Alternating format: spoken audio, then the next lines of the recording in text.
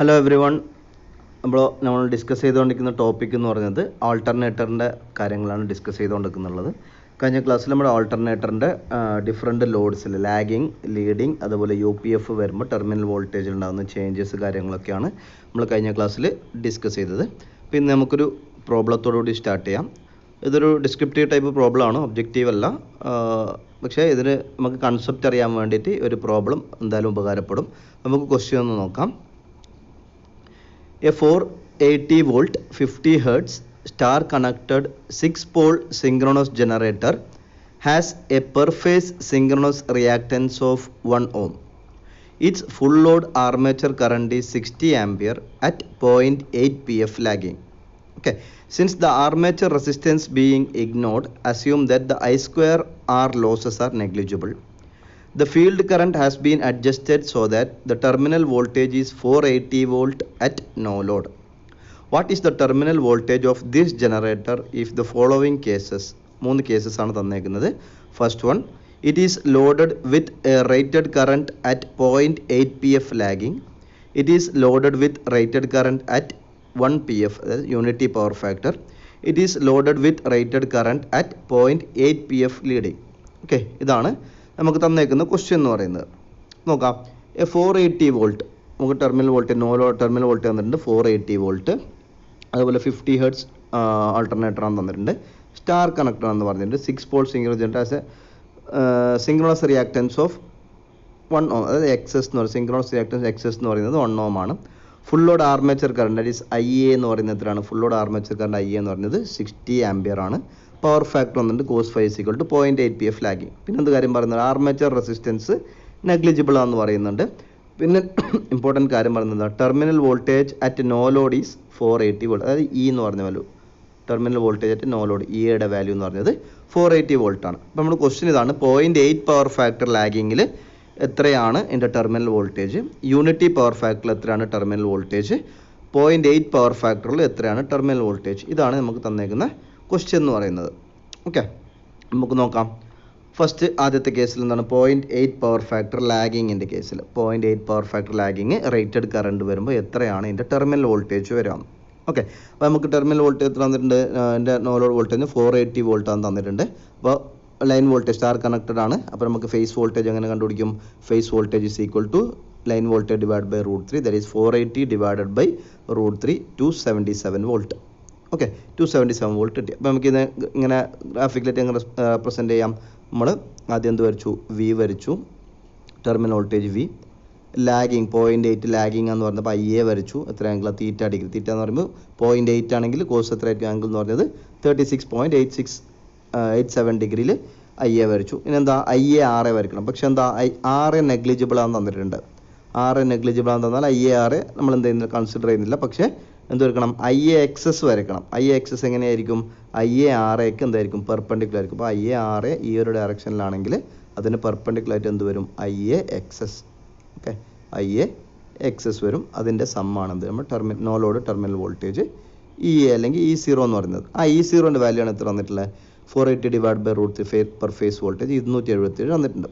നമുക്ക് എന്താ കണ്ടുപിടിക്കേണ്ടത്? ഈ ടെർമിനൽ വോൾട്ടേജ് V, ഈ ഡിസ്റ്റൻസ് ആണ് എന്ത് ചെയ്യേണ്ടത്? കണ്ടുപിടിക്കേണ്ടത്. ടെർമിനൽ വോൾട്ടേജ് V കണ്ടുപിടിക്കണം. അതെങ്ങനെ കണ്ടുപിടിക്കും? ഇപ്പോൾ സൈഡ് കാണുന്ന ഫിഗർ നോക്കാം. ഒരു മാത്തമാറ്റിക്കലാണ് നമ്മൾ ചെയ്യുന്നത്. അപ്പോൾ ഇവിടെ നോക്കാം, ഈ ആംഗിൾ എത്രയാണ്? ഇത് എന്ന് പറയുന്നത് IAXA ആണ്. അപ്പോൾ ഈ ആംഗിൾ 36.86 ആണെങ്കിൽ ഈ ആംഗിൾ എത്ര തന്നെ ആയിരിക്കും? 36.86 തന്നെ ആയിരിക്കും. അപ്പോൾ അതിൻ്റെ ഓപ്പോസിറ്റ് വരുന്ന ലൈൻ ഏതായിരിക്കും? ഈ ലൈൻ എന്ന് പറയുന്നത് എന്താണ്?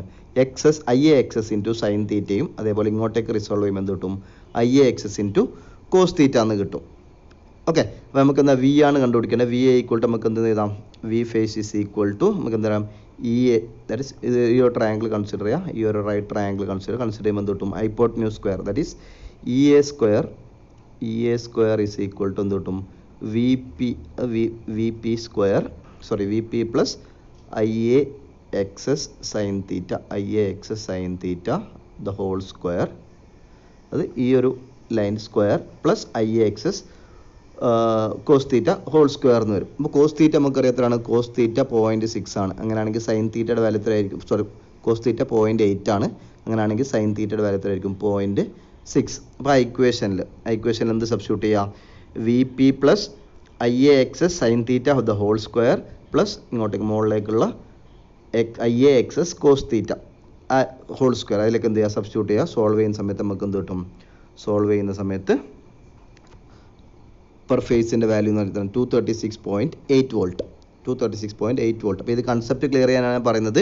ഒരു പ്രോബ്ലം നമുക്ക് ഇമ്പോർട്ടൻ്റ് ഇല്ല. നമുക്ക് വാല്യൂ കിട്ടുന്നത് 236.8 ആണ്. അപ്പോൾ അതിൻ്റെ ടെർമിനൽ ലൈൻ വോൾട്ടേജ് എന്തായിരിക്കും, ഫേസ് വോൾട്ടേജ് ആണ് 236.8 ഇട്ടത്. ഫേസ് ലൈൻ വോൾട്ടേജ് എന്തായിരിക്കും, √3 × 236.8 ദാറ്റ് ഈസ് 410 വോൾട്ട്. ആ പോയിന്റ് നോട്ട് ചെയ്യുക. 410 ആണ് എന്ത് 0.8 ലാഗിങ്ങിൽ വരുന്ന ടെർമിനൽ വോൾട്ടേജ് എന്ന് പറയുന്നത്. ഇനി നെക്സ്റ്റ് പോയിന്റ് നോക്കാം. നമുക്ക് ലീഡിങ് യു പി എഫിൽ നോക്കാം. ഇത് generative load with rated current unity power factor എന്തായിരിക്കും, നമുക്ക് വെക്ടർ ഡയഗ്രാം വരയ്ക്കാം. ഇതാണ് V, I A R A negligible ആണ്. അപ്പോൾ ഇതാണ് എന്ത് ഐ എ എക്സ് എസ് എന്ന് പറയുന്നത്. ഐ എ എക്സ് എസ് ഇതായിരിക്കും എന്തെന്ന് പറയുന്നത് നമ്മുടെ terminal voltage, no load voltage E0. Okay.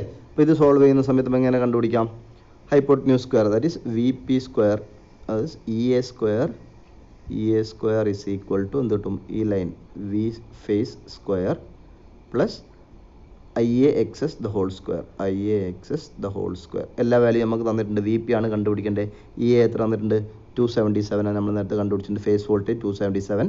I എയുടെ വാല്യൂ 60 ആംപിയർ ആണ് തന്നിട്ടുണ്ട്. അതേപോലെ എക്സ് എസിൻ്റെ വാല്യൂ 1 ഓം ആണ് തന്നിട്ടുണ്ട്. അത് സബ്സ്റ്റിറ്റ്യൂട്ട് ചെയ്യുക. സബ്സ്റ്റിറ്റ്യൂട്ട് ചെയ്യുമ്പോൾ വി പിയുടെ വാല്യൂ നമുക്ക് കണ്ടുപിടിക്കാൻ പറ്റും. V P square is equal to എന്ത് കിട്ടും, E A square minus I A X S the whole square എന്ന് വരും. E A square minus I A X S the whole square. അപ്പോൾ എല്ലാ വാല്യൂ നമുക്ക് അറിയാവുന്നത് സബ്സ്റ്റിറ്റ്യൂട്ട് ചെയ്യുക. സബ്സ്റ്റിറ്റ്യൂട്ട് ചെയ്യുമ്പോൾ 270.4 വോൾട്ട്. ഒന്ന് ചെയ്ത് നോക്കുക. Phase voltage is equal to 270.4 volt എന്ന് വരും. അതിൻ്റെ ലൈൻ വോൾട്ടേജ് ഒക്കെ എന്ത് ചെയ്യുക, √3 കൊണ്ട് മൾട്ടിപ്ലൈ ദാറ്റ് ഈസ് 468.4. അത് യു പി എഫ് വേറെ ഒന്നും നമ്മൾ ചെയ്തിട്ടില്ല, ലോഡ് മാത്രമേ ചേഞ്ച് ചെയ്തിട്ടുള്ളൂ. യു പി എഫ് ലോഡ് ആണെങ്കിൽ എത്ര കിട്ടി, 468.4 വോൾട്ട് എന്ന് കിട്ടി. ഓക്കെ. നെക്സ്റ്റ് അതേപോലെ എന്ത് ചെയ്യുക, ലീഡിങ് കൂടി ചെയ്യുക. 0.8 പവർ ഫാക്ടർ ലീഡിങ്. അപ്പോൾ നമുക്ക് ഗ്രാഫ് എന്ന് പറഞ്ഞാൽ എങ്ങനെ കിട്ടും, ആദ്യം ഇതാണ് വി ലീഡിങ് കറണ്ട്, ഇതാണ് ലീഡിങ് കറണ്ട് ഐ എ. അപ്പോൾ അതിൻ്റെ പെർപെൻഡിക്കുലറായിട്ട് എന്ത് വരും, ഐ എ എക്സ് എസ് വരും. ഐ എ എക്സ് എസ് അതിൻ്റെ സമ്മാണ് എന്ത് ഇ എ എന്ന് പറയുന്നത്. അതും മാത്തമാറ്റിക്കലായിട്ട് സോൾവ് ചെയ്യുക. എന്ത് കിട്ടും, എക്സ്റ്റെൻഡ് ചെയ്തിട്ട് നമുക്കൊരു റൈറ്റ് ട്രയാങ്കിൾ, ഈ ഒരു റൈറ്റ് ട്രയാങ്കിൾ കിട്ടും.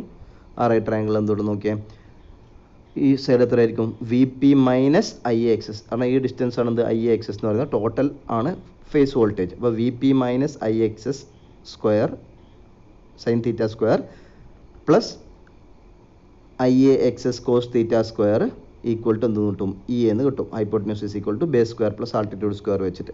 അപ്പോൾ എന്ത് ചെയ്യാം, അത് സോൾവ് ചെയ്യാം. സോൾവ് ചെയ്യാൻ നേരത്തെ നമുക്ക് ഇക്വേഷൻ എങ്ങനെ വരും നോക്കാം. E A square is equal to V P minus I A X S sine theta the whole square plus I A X S cos theta square എന്ന് വരും. ഓക്കെ. അപ്പോൾ എല്ലാ വാല്യൂ നമുക്ക് അറിയാത്തുള്ള ഏതേ ഉള്ളൂ, വി പി മാത്രമേ കണ്ടുപിടിക്കാവുള്ളൂ. വി പി കണ്ടുപിടിക്കുമ്പോൾ വാല്യൂ എത്തിടും 308.8 വോൾട്ട്, അതായത് 308.8 volt. അതിൻ്റെ ലൈൻ വോൾട്ടേജ് ആക്കുമ്പോൾ 535 വോൾട്ട് കിട്ടും. അപ്പോൾ 3 കേസിൽ നമ്മളിപ്പോൾ നോക്കി, ലാഗിങ്ങും നോക്കി, യു പി എഫും നോക്കി, അതേപോലെ എന്ത് നോക്കി, ലീഡിങ് കേസും നോക്കി. ആ 3 കേസ് വരുമ്പോൾ നമുക്കൊന്ന് സമ്മറൈസ് ചെയ്യാം. നോക്കിയേ, at terminal voltage no load എത്രയായിരുന്നു, 480 വോൾട്ട് ആയിരുന്നു നോ ലോഡിൽ ഉണ്ടായിരുന്നത്. U P F 0.8 P F lagging വരുമ്പോൾ സംഭവിച്ചു, ഡ്രാസ്റ്റിക് ആയിട്ട് കുറഞ്ഞു അല്ലേ. 70 വോൾട്ടിന് എന്തുണ്ട്, അവിടെ ഒരു ഡിഫറൻസ് ഉണ്ട്. വേറെ ഒന്നും നമ്മൾ ചെയ്തിട്ടില്ല, എക്സൈറ്റേഷൻ ചേഞ്ച് ചെയ്തിട്ടില്ല, സ്പീഡ് ചേഞ്ച് ചെയ്തിട്ടില്ല, ഒന്നും ചെയ്തില്ല. ലോഡ് മാത്രം എന്തേ ഉള്ളൂ, നോ ലോഡ് ഉണ്ടായി. ലാഗിങ് ലോഡ് കൊടുത്തു, പിന്നെ യു പി എഫ് ലോഡ് കൊടുത്തു, ലീഡിങ് ലോഡ് കൊടുത്തു. ഓക്കെ. അപ്പോൾ ലാഗിങ് കൊടുക്കുന്ന സമയത്ത് എന്ത് ചെയ്യുന്നുണ്ട്, ഡ്രാസ്റ്റിക് ആയിട്ട് എന്ത് ചെയ്യുന്നുണ്ട്, വോൾട്ടേജ് ടെർമിനൽ വോൾട്ടേജ് കുറയുന്നുണ്ട്. 70 വോൾട്ട് കുറഞ്ഞു, 410 വോൾട്ട് കിട്ടി. യു പി എഫ് ആകുമ്പോഴോ 480 ഉള്ളായത് എത്രയായി, 468 വോൾട്ടായി. എന്ന് വെച്ചാൽ 12 വോൾട്ടിൻ്റെ ഒരു ഡിഫറൻസ് അവിടെ വന്നു. നേരെ മറിച്ച് ലീഡിങ് ആകുമ്പോഴോ terminal voltage 0.8 P F leading ഒരു 535, എന്നാൽ 480 എന്നുള്ളത് ടെർമിനൽ വോൾട്ടേജ് എത്രയായി മാറി, 535. എന്ന് വെച്ചാൽ നോ ലോഡിലുള്ള വോൾട്ടേജിനേക്കാളും ടെർമിനൽ വോൾട്ടേജ് എന്തായി, ഇൻക്രീസ് ആയിട്ടുണ്ട് അല്ലേ. അപ്പോൾ ആ ഒരു പോയിൻ്റാണ് എന്ത് വേണ്ടത്, നമുക്ക് വേണ്ടത്. ഓരോ ലോഡ് വരുമ്പോൾ ടെർമിനൽ വോൾട്ടേജ് ഉണ്ടാകുന്ന ചേഞ്ച് എന്താണെന്നുള്ളത്. Okay. That is an increase in the Lord is an increase in the real or reactive power drawn from the generator. ഇപ്പോൾ ലോഡ് ഇൻക്രീസ് ചെയ്യുന്നതിൻ്റെ അർത്ഥം എന്താ, ഇപ്പോൾ ലാഗിങ് ആണെങ്കിൽ റിയാക്റ്റീവ് പവർ കൊടുക്കുന്നു, ലീഡിങ് ആണെങ്കിൽ റിയാക്റ്റീവ് പവർ കുറച്ച് വലിക്കുന്നുള്ളൂ. ആ രീതിയിൽ ലോഡിലുണ്ടാകുന്ന ചേഞ്ച് എന്ന് പറയുന്നത് റിയൽ പവറോ റിയാക്റ്റീവ് പവറിൽ ഉണ്ടാകുന്ന ചേഞ്ച് ആണ്. അല്ലെങ്കിൽ ഇൻക്രീസ് ആണെങ്കിൽ ഇൻക്രീസ് ആണ്, ഡിക്രീസ് ആണെങ്കിൽ ഡിക്രീസ് ആണ്. നെക്സ്റ്റ് ഇതൊക്കെ നമ്മൾ ചെയ്യുമ്പോഴെന്നാൽ ലോഡ് മാത്രമേ ചേഞ്ച് ചെയ്യുന്നുള്ളൂ. ഫീൽഡ് കറണ്ട് എന്താണ് കോൺസ്റ്റൻ്റ് ആയിട്ടാണ് വെച്ചേക്കുന്നത്. ഫീൽഡ് കറണ്ട് കോൺസ്റ്റൻ്റ്, ഫ്ലക്സ് എന്തായിരിക്കും കോൺസ്റ്റൻ്റ് ആയിരിക്കും. അതേപോലെ പ്രൈം മൂവറിൻ്റെ സ്പീഡൊന്നും നമ്മൾ എന്ത് ചെയ്യുന്നില്ല, ചേഞ്ച് ചെയ്യുന്നില്ല, കോൺസ്റ്റൻ്റ് ആയി വെച്ചേക്കാണ്. അപ്പോൾ ഒമേഗ എന്ത് തന്നെയാണ്, കോൺസ്റ്റൻ്റ് തന്നെയാണ്. അപ്പോൾ ടെർമിനൽ വോൾട്ടേജ് ഞാനൊരു ഇക്വേഷൻ പഠിച്ചിരുന്ന terminal voltage generator E M F E എന്ന് പറഞ്ഞതാണ് ഇ എ പ്രൊപ്പോർഷണൽ ടു എന്താണ് കെ ഫൈ ഒമേഗ എന്ന് വെച്ചാൽ excitation voltage no load voltage എന്ത് തന്നെയാണ്, സെയിം തന്നെയാണ്. അങ്ങനെ സെയിം ചെയ്യുന്ന സമയത്ത് നമ്മൾ ഓരോ ലോഡിലും എക്സൈറ്റേഷൻ സെയിം ആയിട്ട് വെക്കണം. അങ്ങനെ എക്സൈറ്റേഷൻ സെയിം ആക്കി വെച്ചു.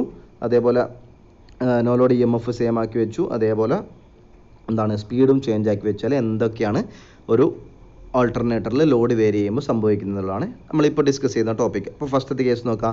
0.8 PF ലാഗിങ്ങിൻ്റെ കേസ് നോക്കി. ലാഗിങ് കേസ് നമ്മളിപ്പോൾ വരച്ചപ്പോൾ എന്തായി, ഇതാണ് നമ്മുടെ ഇ എയുടെ ലോക്കസ് എന്ന് പറയുന്നത്. ഇ എൻ ലോക്കസ് എന്ന് പറഞ്ഞാൽ ഇ എന്ത് ചെയ്യുന്നില്ല, ചേഞ്ച് ചെയ്യുന്നില്ല, എല്ലായിടത്തും ഇ എൻ തന്നെയാണ്, സെയിം തന്നെയാണ്. ഓക്കെ, ഇപ്പോൾ നമ്മൾ ലോഡ് ഇൻക്രീസ് ചെയ്യാണ്. ലോഡ് ഇൻക്രീസ് ചെയ്യുമ്പോൾ എന്ത് ചെയ്യും, ഐ ഇൻക്രീസ് ആവും അല്ലേ. ഐ ഇൻക്രീസ് നോക്കിയാൽ ആദ്യത്തെ കേസിൽ ഐ എ എക്സസ് എന്ന് പറഞ്ഞ ഇതായിരുന്നു. രണ്ടാമത്തെ കേസിൽ എന്ത് ചെയ്യണം, ഐ എ ഇൻക്രീസ് ചെയ്യുന്ന സമയത്ത് ഐ എ എങ്ങനെ ഇൻക്രീസ് ചെയ്യാൻ പറ്റുള്ളൂ, ഐ എ ഇൻക്രീസ് ചെയ്യണമെങ്കിൽ എന്ത് കുറയണം, ടെർമിനൽ വോൾട്ടേജ് കുറയുന്ന രീതിയിൽ മാത്രമേ നമുക്ക് എന്ത് ചെയ്യാൻ വേണ്ടി പറ്റുള്ളൂ, ഐ എയുടെ വാല്യൂ ഇൻക്രീസ് ചെയ്യാൻ വേണ്ടി പറ്റുള്ളൂ. അപ്പോൾ എക്സൈറ്റേഷൻ സെയിം ആണെങ്കിൽ, ലാഗിങ് ലോഡിലാണെങ്കിൽ ലോഡ് ഇൻക്രീസ് ചെയ്യുന്ന സമയത്ത് എന്ത് ചെയ്യും, ഐ എ ഇൻക്രീസ് ആവും. ഐ എ ഇൻക്രീസ് ആകുമ്പോൾ ടെർമിനൽ വോൾട്ടേജ് എന്താ ചെയ്യുന്നത്, ഡിക്രീസ് ആണ് ചെയ്യുന്നത്. ഈ പോയിൻ്റാണ് നമുക്ക് വേണ്ടത്. In lagging load if the load increases the voltage V എന്തായിരിക്കും, ഡിക്രീസ് ചെയ്യും. ഓക്കെ, കാരണം എന്താ, ലോഡ് ഇൻക്രീസ് ചെയ്യുമ്പോൾ ഐ എ ഇൻക്രീസ് ചെയ്യണം. ഐ ഇൻക്രീസ് ചെയ്യുന്ന സമയത്ത് എക്സൈറ്റേഷൻ കൂടാൻ പാടില്ല. എക്സൈറ്റേഷൻ കൂടാൻ പാടില്ലെങ്കിൽ ആകെ നമുക്ക് എന്ത് ചേഞ്ച് ചെയ്യാൻ പറ്റുള്ളൂ, ഐ എ ഇൻക്രീസ് ചെയ്യണമെങ്കിൽ എന്ത് മാറിയാൽ പറ്റുള്ളൂ, ടെർമിനൽ വോൾട്ടേജ് കുറഞ്ഞാൽ മാത്രമേ എന്ത് ചെയ്യുള്ളൂ, ഐ എ ഇൻക്രീസ് ആവുള്ളൂ. അപ്പോൾ ലാഗിങ് ലോഡിലാണെങ്കിൽ ലോഡ് ഇൻക്രീസ് ചെയ്യുന്ന സമയത്ത് ടെർമിനൽ വോൾട്ടേജ് എന്ത് ചെയ്യണം, ഡിക്രീസ് ചെയ്യണം. ഇനി യൂണിറ്റി പവർ ഫാക്ടറിൽ നോക്കാം. യൂണിറ്റി പവർ ഫാക്ടറിൽ ഇതുപോലെ തന്നെയാണ്. Unity power factor excitation same ആയിട്ട് വെച്ചേക്കാണ്. നമ്മൾ ടെർമിനൽ വോൾട്ടേജ് ഇനീഷ്യലി ഇതായിരുന്നു ഇ എ ഉണ്ടായിരുന്നത്. നമ്മൾ ജസ്റ്റ് ലോഡ് ഇൻക്രീസ് ചെയ്യുന്നത് ഇ എ ഡാഷ് ആയി. ഇ എ ഡാഷ് തന്നെയാണ്, സെയിം തന്നെയാണ്, കാരണം ലോക്കസ് സെയിം തന്നെയാണ്. അപ്പോൾ ഇ എ ഡാഷിന് ഇൻക്രീസ് ചെയ്യാൻ വേണ്ടി I A load current increase ചെയ്തു. ഐ എ ഇൻക്രീസ് ചെയ്യണമെങ്കിൽ ഐ എ ഡാഷ് ഇൻക്രീസ് ചെയ്യണം. ലോഡിങ് കറണ്ട് ഇൻക്രീസ് ചെയ്യുന്ന സമയത്ത് നമുക്ക് ഇവിടെ കാണും എന്താണ്, ടെർമിനൽ വോൾട്ടേജ് ജസ്റ്റ് ലൈറ്റായിട്ട് എന്ത് ചെയ്യുന്നുണ്ട്, അതായത് വി ഡാഷ് ആണ് പുതിയ ടെർമിനൽ വോൾട്ടേജ്. പഴയ ടെർമിനൽ വോൾട്ടേജിനേക്കാൾ എന്തായിരിക്കും, ചെറുതായിട്ട് എന്ത് ചെയ്യും, റെഡ്യൂസ് ആവും. That is terminal voltage decreases only slightly. Lagging പോലെ തന്നെ ഡിക്രീസ് ആവുന്നുണ്ട്, പക്ഷേ എന്തായിരിക്കും, ഇതെന്ന് പറയുന്നത് ഡിക്രീസ് എന്ന് പറയുന്നത് വളരെ എന്തായിരിക്കും, കുറവായിരിക്കും. അതായത് യൂണിറ്റി പവർ ഫാക്ടറിൻ്റെ കേസിൽ ലോഡ് ഇൻക്രീസ് ചെയ്യുന്ന സമയത്ത് എന്ത് സംഭവിക്കുന്നുണ്ട്, ടെർമിനൽ വോൾട്ടേജ് ലൈറ്റായിട്ട് എന്ത് ചെയ്യും, ഡിക്രീസ് ചെയ്യും. ഓക്കെ, ഇനി അതേപോലെ ലീഡിങ്ങിൻ്റെ നോക്കാം. ലീഡിങ്ങിൻ്റെ കേസിൽ എന്താണ്, എക്സൈറ്റേഷൻ സെയിം തന്നെയാണ്. എക്സൈറ്റേഷൻ സെയിം ആകുമ്പോൾ നമുക്ക് കറണ്ട് ഇൻക്രീസ് ചെയ്യണമെങ്കിൽ എന്ത് ചെയ്തേ പറ്റുള്ളൂ, കറണ്ട് ഇൻക്രീസ് ചെയ്യുന്നുണ്ടെങ്കിൽ ടെർമിനൽ വോൾട്ടേജ് എന്താണ്, ഇൻക്രീസ് ആവണം. ഓക്കെ, ടെർമിനൽ വോൾട്ടേജ് ഇൻക്രീസ് ആണ്. ദാറ്റ് ഈസ് നേരത്തെ ഉണ്ടായിരുന്ന വി ഡാഷ് എന്ന് പറയുന്നത് എന്തായിരിക്കും, നേരത്തെ ഉണ്ടായിരുന്ന വിനേക്കാളും വരും, കൂടുതൽ വരും. എന്നാലേ നമുക്ക് ലോഡ് ഇൻക്രീസ് ചെയ്യാൻ പറ്റുള്ളൂ, എക്സൈറ്റേഷൻ കോൺസ്റ്റൻ്റ് ആക്കി വെച്ച് കഴിഞ്ഞാൽ. Okay, that is generator be loaded with leading power factor load ആണെങ്കിൽ increase in the load produce and increase in the terminal voltage. അതായത് ലീഡിംഗ് ലോഡിലാണെങ്കിൽ എന്ത് സംഭവിക്കും, ലോഡ് ഇൻക്രീസ് ചെയ്യുന്ന സമയത്ത് ടെർമിനൽ വോൾട്ടേജ് എന്ത് ചെയ്യും, ഇൻക്രീസ് ചെയ്യും. ലാഗിങ് ലോഡിലാണെങ്കിൽ ടെർമിനൽ വോൾട്ടേജ് ഡ്രാസ്റ്റിക്കായിട്ട് ഡിക്രീസ് ആവും. യു പി എഫ് ലോഡാണെങ്കിൽ ടെർമിനൽ വോൾട്ടേജ് എന്തായാലും ലൈറ്റായിട്ട് മാത്രമേ എന്തായാലും സ്ലൈറ്റ് ഡിഫറൻസ് മാത്രമേ എന്തിലുണ്ടാവുള്ളൂ, ടെർമിനൽ വോൾട്ടേജിൽ ഉണ്ടാവുള്ളൂ. ഓക്കെ, ഇതാണ് ഇപ്പോൾ പറയാൻ വന്ന കൺസെപ്റ്റ്. നമുക്ക് എല്ലാം കൂടി ഒന്ന് സമ്മറൈസ് ചെയ്യാം. That is at constant rotor flux and speed. എക്സൈറ്റേഷനൊക്കെ കോൺസ്റ്റൻ്റ് ആണ്, സ്പീഡും തന്നെ പ്രൈം മൂവറിൻ്റെ സ്പീഡും കോൺസ്റ്റൻ്റ് ആണെങ്കിൽ ലാഗിങ് ലോഡാണ് നമ്മൾ ആഡ് ചെയ്യുന്നുണ്ടെങ്കിൽ, that is if lagging load വെച്ചാൽ നമുക്കറിയാം റിയാക്റ്റീവ് ലോഡാണ്, പ്ലസ് ക്യൂ ആണ്, അല്ലെങ്കിൽ inductive load, inductive power load ആണെങ്കിൽ R added to a generator the terminal voltage V T decreases significantly. നല്ല രീതിയിൽ എന്ത് ചെയ്യും, ടെർമിനൽ വോൾട്ടേജ് കുറയും. ഇനി എത്തുന്ന യൂണിറ്റി പവർ ഫാക്ടർ ലോഡാണെങ്കിലോ, there is a slight decrease in the terminal voltage. Terminal voltage കുറയും, പക്ഷേ ഡിക്രീസ് എന്ന് പറഞ്ഞാൽ എന്തായിരിക്കും, വളരെ കുറവായിരിക്കും. നെക്സ്റ്റ് ഇഫ് ലീഡിംഗ് ലോഡാണ് നമ്മൾ ആഡ് ചെയ്തെങ്കിലോ, ടെർമിനൽ വോൾട്ടേജ് വിൽ റൈസ്. നമുക്ക് ഒരു ആൾട്ടർനേറ്ററിൻ്റെ ടെർമിനൽ വോൾട്ടേജ് എന്ത് ചെയ്യും, ഇൻക്രീസ് ചെയ്യും ലീഡിംഗ് ലോഡ് വരുന്ന സമയത്ത്. ഓക്കെ,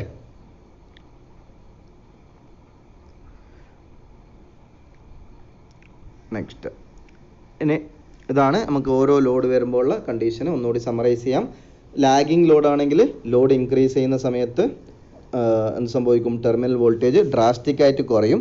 അതേപോലെ യു പി എഫിലാണെങ്കിൽ സ്ലൈറ്റ്ലി ഡിക്രീസ് മാത്രമേ ഉണ്ടാവുള്ളൂ. അതേപോലെ ലീഡിംഗ് പവർ ഫാക്ടറാണ് ആഡ് ചെയ്യുന്നുണ്ടെങ്കിൽ എന്ത് സംഭവിക്കും, ടെർമിനൽ വോൾട്ടേജ് റൈസ് ചെയ്യും.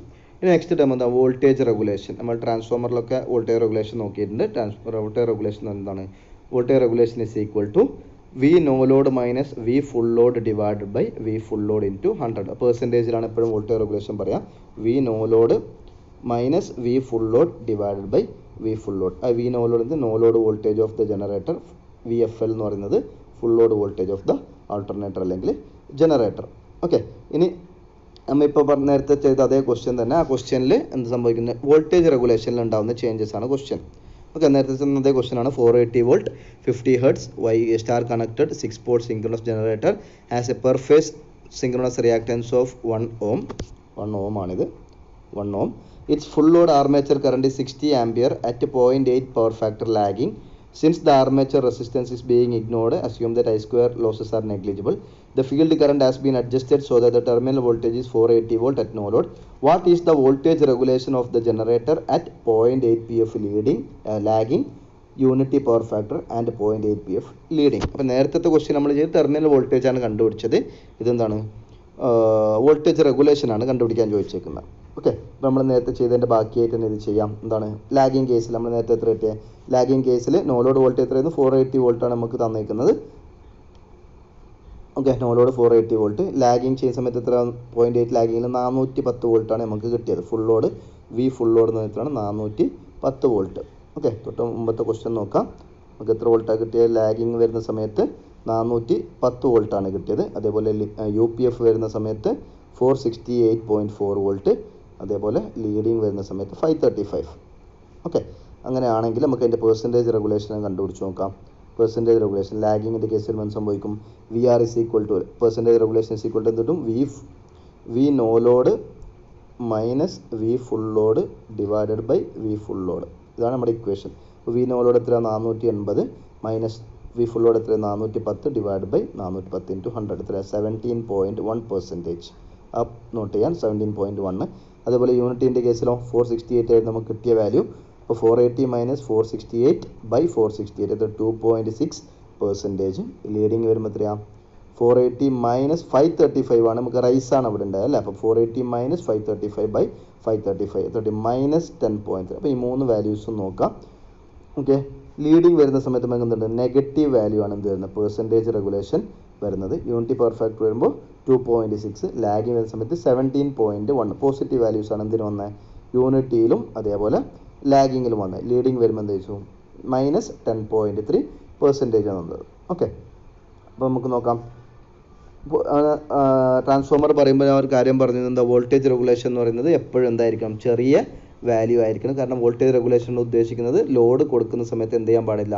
നമ്മുടെ ടെർമിനൽ വോൾട്ടേജിൽ വലിയ ചേഞ്ച് ഒന്നും ഉണ്ടാവാൻ പാടില്ല. അതൊരു ആൾട്ടർനേറ്റീവ് പെർഫോമൻസ് കാണിക്കുന്നൊരു ക്വാളിറ്റിയാണ് എന്ത്? Voltage regulation. അപ്പോൾ വോൾട്ടേജ് റെഗുലേഷൻ്റെ വാല്യൂ എപ്പോഴും നമുക്ക് കുറച്ച് ഉണ്ടാവാൻ പാടുള്ളൂ. ഓക്കെ, അപ്പോൾ നോക്കാം. Synchronous generator operating at lagging power factor has A fairly large positive voltage regulation. അത് ലാഗിങ് പവർ ഫാക്ടർ ആണെങ്കിൽ വോൾട്ടേജ് റെഗുലേഷൻ എന്തായിരിക്കും? പോസിറ്റീവ് ആയിരിക്കും. മാത്രമല്ല എന്തായിരിക്കും? ലാർജ് ആയിരിക്കും. അത് ലാർജ് എന്ന് നമുക്ക് ഇപ്പോൾ തന്നെ തൊട്ട് മുമ്പത്തെ പ്രോബ്ലം എത്ര കിട്ടിയത്? 17% കിട്ടിയത്. ഓക്കെ, ഇനി യു പി എഫിലാണെങ്കിലോ a synchronous generator operating at a unity power factor at a small positive voltage regulation. Positive ആണ്, പക്ഷേ വാല്യൂ എന്തായിരിക്കും? സ്മോൾ ആയിരിക്കും. അതായത് 2% ആണ് നമുക്ക് തൊട്ട് മുമ്പത്തെ പ്രോബ്ലത്തിൽ കിട്ടിയത്.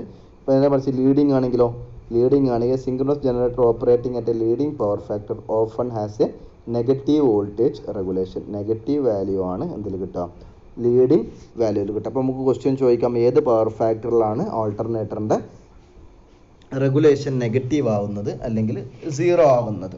ഓക്കെ, അപ്പോൾ അതിൻ്റെ ആൻസർ നമുക്ക് കണ്ടുപിടിക്കുകയാണ്. അപ്പോൾ നെഗറ്റീവ് ആവുന്നത് എപ്പോഴാണ്? ലീഡിങ് പവർ ഫാക്ടറിലാണ് എന്ത് വരുന്നത്?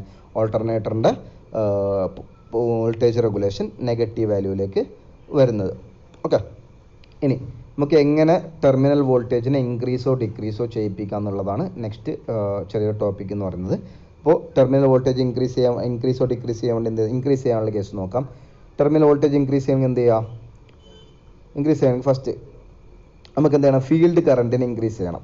ഫീൽഡ് കറണ്ടിനെ ഇൻക്രീസ് ചെയ്യണമെങ്കിൽ എന്ത് ചെയ്താൽ മതി? ഫീൽഡ് കറണ്ട് ഇൻക്രീസ് ചെയ്യുന്നത് ഫീൽഡ് റെസിസ്റ്റൻസിന് എന്ത് ചെയ്യുക? ഡിക്രീസ്, അതായത് റോട്ടറിലുള്ള ഫീൽഡ് റെസിസ്റ്റൻസിന് എന്ത് ചെയ്യുക, ഡിക്രീസ് ചെയ്യുന്ന സമയത്ത് എന്ത് ചെയ്യും, ഫീൽഡ് കറണ്ട് ഇൻക്രീസ് ആവും. ഫീൽഡ് കറണ്ട് ഇൻക്രീസ് ആവും, ഫ്ലക്സ് ഇൻക്രീസ് ആവും. ഫീൽഡ് കറണ്ട് ഇൻക്രീസ് ചെയ്താൽ ഫ്ലക്സ് ഇൻക്രീസ് ആവും.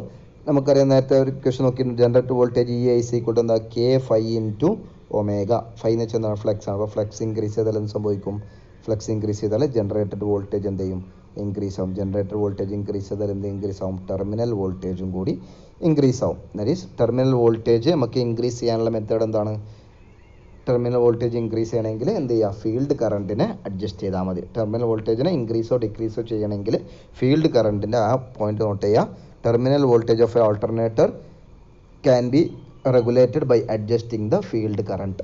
ഓക്കെ, ഫീൽഡ് കറണ്ട് കൂടിയാൽ ഫ്ലക്സ് കൂടും, ഫ്ലക്സ് കൂടിയാൽ ടെർമിനൽ വോൾട്ടേജ് കൂടും. അതേപോലെ ഫീൽഡ് കറണ്ട് കുറഞ്ഞാൽ ഫ്ലക്സ് കുറയും, ഫ്ലക്സ് കുറഞ്ഞാൽ ജനറേറ്റഡ് വോൾട്ടേജ് കുറയും, ജനറേറ്റഡ് വോൾട്ടേജ് കുറഞ്ഞാൽ എന്ത് കുറയും, ടെർമിനൽ വോൾട്ടേജും കൂടി കുറയും.